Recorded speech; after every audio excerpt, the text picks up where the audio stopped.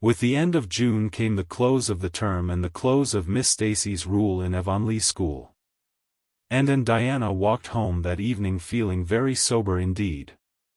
Red eyes and damp handkerchiefs bore convincing testimony to the fact that Miss Stacy's farewell words must have been quite as touching as Mr. Phillips's had been under similar circumstances 3 years before. Diana looked back at the schoolhouse from the foot of the spruce hill and sighed deeply. "It does seem as if it was the end of everything, doesn't it?" she said dismally. "You oughtn't to feel half as badly as I do," said Anne, hunting vainly for a dry spot on her handkerchief. "You'll be back again next winter, but I suppose I've left the dear old school forever if I have good luck, that is. It won't be a bit the same. Miss Stacy won't be there, nor you nor Jane nor Ruby probably. I shall have to sit all alone, for I couldn't bear to have another deskmate after you. Oh, we have had jolly times, haven't we, Anne? It's dreadful to think they're all over." 2 big tears rolled down by Diana's nose. "If you would stop crying I could," said Anne imploringly. "Just as soon as I put away my hanky I see you brimming up and that starts me off again. As Mrs. Lynde says, if you can't be cheerful, be as cheerful as you can. After all, I dare say I'll be back next year. This is one of the times I know I'm not going to pass. They're getting alarmingly frequent." "Why, you came out splendidly in the exams Miss Stacy gave." "Yes, but those exams didn't make me nervous. When I think of the real thing you can't imagine what a horrid cold fluttery feeling comes round my heart. And then my number is 13 and Josie Pye says it's so unlucky. I am not superstitious and I know it can make no difference. But still I wish it wasn't 13. "I do wish I was going in with you," said Diana. "Wouldn't we have a perfectly elegant time? But I suppose you'll have to cram in the evenings." "No, Miss Stacy has made us promise not to open a book at all. She says it would only tire and confuse us and we are to go out walking and not think about the exams at all and go to bed early. It's good advice, but I expect it will be hard to follow. Good advice is apt to be, I think." Prissy Andrews told me that she sat up half the night every night of her entrance week and crammed for dear life, and I had determined to sit up at least as long as she did. "It was so kind of your Aunt Josephine to ask me to stay at Beechwood while I'm in town. You'll write to me while you're in, won't you?" "I'll write Tuesday night and tell you how the first day goes," promised Anne. "I'll be haunting the post office Wednesday," vowed Diana. And went to town the following Monday, and on Wednesday Diana haunted the post office, as agreed, and got her letter. "Dearest Diana," wrote Anne. "Here it is Tuesday night and I'm writing this in the library at Beechwood. Last night I was horribly lonesome all alone in my room and wished so much you were with me. I couldn't cram, because I'd promised Miss Stacy not to. But it was as hard to keep from opening my history as it used to be to keep from reading a story before my lessons were learned. This morning Miss Stacy came for me and we went to the academy, calling for Jane and Ruby and Josie on our way. Ruby asked me to feel her hands and they were as cold as ice. Josie said I looked as if I hadn't slept a wink and she didn't believe I was strong enough to stand the grind of the teacher's course even if I did get through. There are times and seasons even yet when I don't feel that I've made any great headway in learning to like Josie Pye. When we reached the academy there were scores of students there from all over the island. The first person we saw was Moody Spurgeon sitting on the steps and muttering away to himself. Jane asked him what on earth he was doing and he said he was repeating the multiplication table over and over to steady his nerves and for pity's sake not to interrupt him, because if he stopped for a moment he got frightened and forgot everything he ever knew, but the multiplication table kept all his facts firmly in their proper place. When we were assigned to our rooms Miss Stacy had to leave us. Jane and I sat together and Jane was so composed that I envied her. No need of the multiplication table for good, steady, sensible Jane. I wondered if I looked as I felt and if they could hear my heart thumping clear across the room. Then a man came in and began distributing the English examination sheets. My hands grew cold then and my head fairly whirled around as I picked it up. Just one awful moment, Diana. I felt exactly as I did 4 years ago when I asked Marilla if I might stay at Green Gables, and then everything cleared up in my mind and my heart began beating again. I forgot to say that it had stopped altogether, for I knew I could do something with that paper anyhow. At noon we went home for dinner and then back again for history in the afternoon. The history was a pretty hard paper and I got dreadfully mixed up in the dates. Still, I think I did fairly well today. But oh, Diana, tomorrow the geometry exam comes off, and when I think of it, it takes every bit of determination I possess to keep from opening my Euclid. If I thought the multiplication table would help me any, I would recite it from now till tomorrow morning. I went down to see the other girls this evening. On my way I met Moody Spurgeon wandering distractedly around. He said he knew he had failed in history and he was born to be a disappointment to his parents, and he was going home on the morning train, and it would be easier to be a carpenter than a minister, anyhow. I cheered him up and persuaded him to stay to the end because it would be unfair to Miss Stacy if he didn't. Sometimes I have wished I was born a boy, but when I see Moody Spurgeon I'm always glad I'm a girl and not his sister. Ruby was in hysterics when I reached their boarding house. She had just discovered a fearful mistake she had made in her English paper. When she recovered we went uptown and had an ice cream. How we wished you had been with us. Oh, Diana, if only the geometry examination were over. But there, as Mrs. Lynde would say, the sun will go on rising and setting whether I fail in geometry or not. That is true, but not especially comforting. I think I'd rather it didn't go on if I failed. Yours devotedly, Anne. The geometry examination and all the others were over in due time and arrived home on Friday evening, rather tired but with an air of chastened triumph about her. Diana was over at Green Gables when she arrived and they met as if they had been parted for years. You old darling, it's perfectly splendid to see you back again. It seems like an age since you went to town, and how did you get along? Pretty well, I think, in everything but the geometry. I don't know whether I passed in it or not, and I have a creepy, crawly presentiment that I didn't. Oh, how good it is to be back. Green Gables is the dearest, loveliest spot in the world. How did the others do?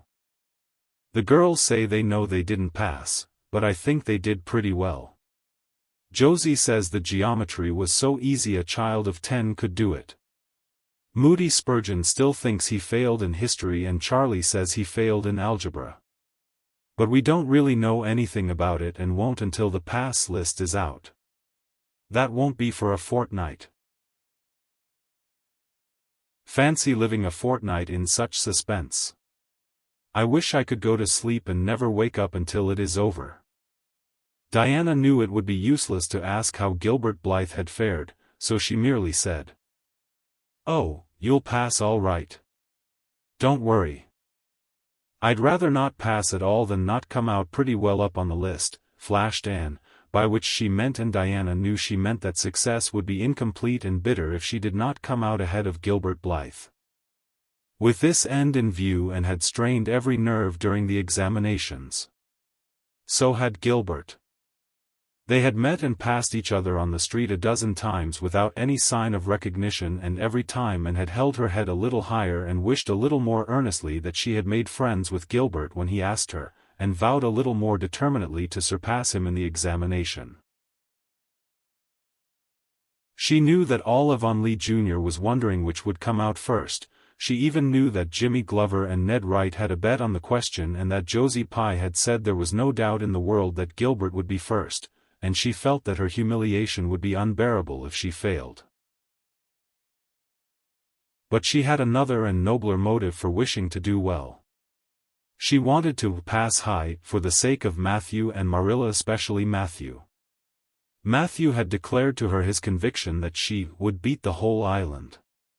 That, Anne felt, was something it would be foolish to hope for even in the wildest dreams.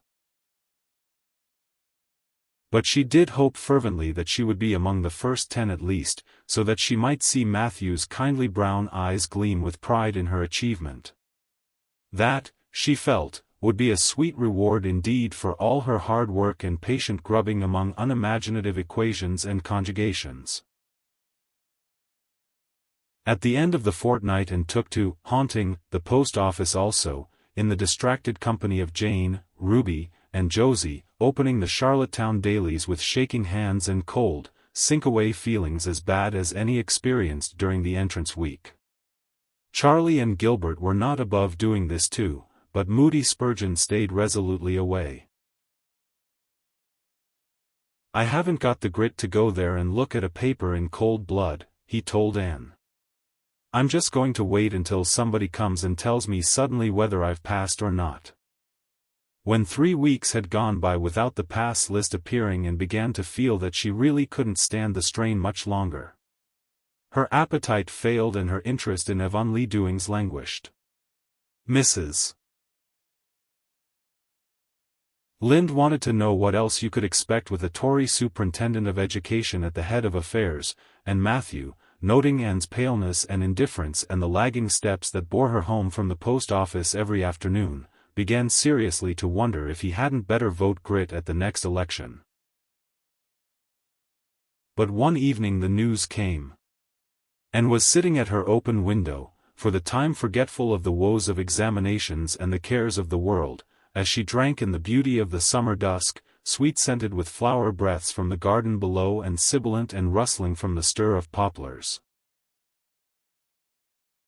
The eastern sky above the firs was flushed faintly pink from the reflection of the west, and Anne was wondering dreamily if the spirit of color looked like that, when she saw Diana come flying down through the firs, over the log bridge, and up the slope, with a fluttering newspaper in her hand. Anne sprang to her feet, knowing at once what that paper contained. The pass list was out. Her head whirled and her heart beat until it hurt her. She could not move a step. It seemed an hour to her before Diana came rushing along the hall and burst into the room without even knocking, so great was her excitement. "And you've passed," she cried, "passed the very first. You and Gilbert both your ties, but your name is first. Oh, I'm so proud." Diana flung the paper on the table and herself on Anne's bed, utterly breathless and incapable of further speech. Anne lighted the lamp, oversetting the match safe and using up half a dozen matches before her shaking hands could accomplish the task. Then she snatched up the paper. Yes, she had passed. There was her name at the very top of a list of 200. That moment was worth living for.